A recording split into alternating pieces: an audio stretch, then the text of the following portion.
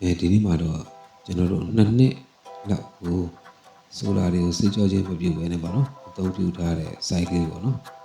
ဒီ site လေးကိုဆိုလာစေးဖို့အတွက်ဆိုပြီးတော့ကျွန်တော်တို့လုပ်တဲ့အချိန်မှာတော်တော်လေးကိုစူးစူးပေါ်ပါဗျဒီမှာကခိုးတွေအရင်များတယ်ဗျခိုးတွေအရင်များတော့ပေါ့နော်ခိုးတွေရဲ့မစင်တွေကဒီဆိုလာအချက်ပေါ်မှာတော်တော်များတယ်ပေါ့နော်ဒါတော့မှဒါမနက်ပိုင်းပေါ့နော်မူ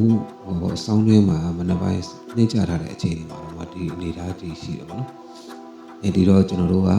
တွေကိုစီးမယ်ဆိုပြီးတော့ကျွန်တော်တို့လုပ်လိုက်တယ်ပေါ့နော်မြင်တွေ့ရတဲ့အတိုင်းကိုယ့်ရဲ့မစင်တွေကတော့လုံးဝအပြည့်ပဲဗျဆိုလာချက်ပေါ့နော်အဲ့တော့ကျွန်တော်စေးကြောလိုက်တယ်ပေါ့နော်စေးကြောလိုက်တဲ့အချိန်မှာဘယ်လိုဖြစ်လဲဆိုတော့အေရှီယာလည်းပြောတယ်ဗျမိုးတွင်းတော့လည်းမိုးယူတယ်ပေါ့နော်မိုးယူတဲ့အတွက်ဆိုတော့ကျွန်တော်တို့ဒါ pressure နဲ့ထိုးပြီးတော့စေးချလိုက်တယ်အောက်ဘက်မှာလည်းကိုယ့်ရဲ့မစင်တွေရောကိုယ့်ရဲ့အခိုက်တွေရောရှိတယ်တော့ကျွန်တော်စေးချလိုက်တဲ့အချိန်မှာအောက်မှာမိုးရွာတယ်လို့ပဲမိုးယူနေရဒီတော့ကျွန်တော်တို့တိုက်ပြီးကြည့်ကြည့်တယ်ပေါ့နော်မြင်တွေ့ရတဲ့အတိုင်းပဲဒီအောက်မှာဆိုလို့ရှိရင်ကိုယ်အတိုက်တွေရတယ်နေရာဆုံးပြည့်နေဒီကြားထဲမှာမှဒီခိုးမစင်တွေကလည်းဘုံလိုက်ပေါ့နော်ဒါတွေကိုထိုးလိုက်တဲ့အချိန်မှာတက်ပြားကပြင်မြင်လာမြင်လုံးဝစကားပေါက်ဖြစ်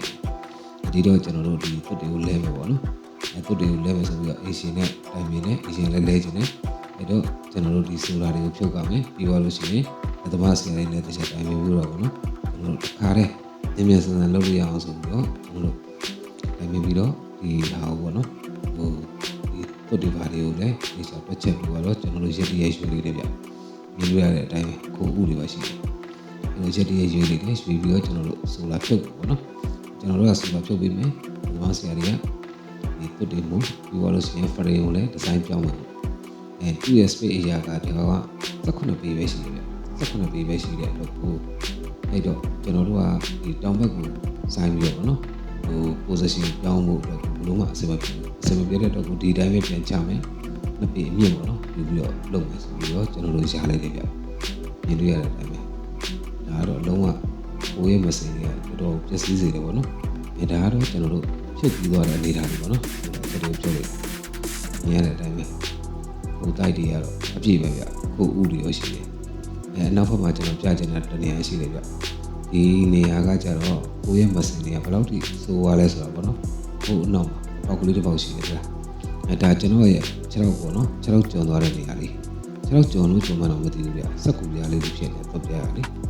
အဲဒါကျွန်တော်တို့ဖြုတ်လိုက်တယ်ဒါလဲတယ်ပေါ့နော်ဒါလဲပြီးသွားတဲ့အနေထားလေးပေါ့အခါမို့လဲပြီးတော့ကျွန်တော်တို့ frame လေးထိုးနေပေါ့နော်frame ကတော့ကျွန်တော်တို့နှစ်ပေအမြင့်ပေါ့နော်ဟုတ်ကဲ့အဆိုင်တိုင်းပဲညင်ယူလေးရတယ်ဗျဘာလို့လဲဆိုတော့ကျွန်တော်တို့တောင်ဘက်ကိုစိုင်းဖို့အတွက်စမပြေတဲ့တော့ပေါ့နော်ဒီဟာကိုကျွန်တော်တို့အားလုံးပေါင်းသူကရှိတာက9ချက်ကိုကျွန်တော်တို့က8ချက်2 string ပေါ့နော်ထည့်မယ်ပေါ့နော်9ချက်2 string 14ချက်ကို8ချက်2 string ထည့်မယ်ဒါပေမဲ့ကျွန်တော်တို့ကသူတို့ပို့ဆိုပြီးတော့ကျွန်တော်တို့10ချက်စာနေပါလောက်ဒီကိုကျွန်တော်တို့ကအရှိဘက်ကိုနောက်ဘက်ကိုပေါ့နော်ကြောင်းယူထားရတယ်လုပ်လို့ထားတယ်ပေါ့နော်ဒါဆိုလို့ရှိရင်ကျွန်တော်ရက်ချင်းသွားတဲ့အချိန်မှာတော့ဘာလို့နော်ကိုယ့်ရဲ့မစင်တွေကဘယ်လောက်ထိရှိလဲဆိုတဲ့အနေထားလေးပေါ့နော်ဒါမြင်တွေ့ရတယ်ပေါ့သူတို့ကအလွယ်တကူတက်လို့ရနေတော့ပေါ့နော်ဒါကိုကျွန်တော်တို့တစ်ချက်ချင်းစီပြန်ချရေစစ်ပြန်စေးရေတုပ်ပြီးတော့အားလုံးကို ready လုပ်လိုက်တယ် ready လုပ်လို့ပြီးသွားပြီဆိုတော့မှအဲ့တော့မှကျွန်တော်တို့အပေါ်မှာပေါ့နော်ဒီလိုတက်စမှာဖြစ်ပါတယ်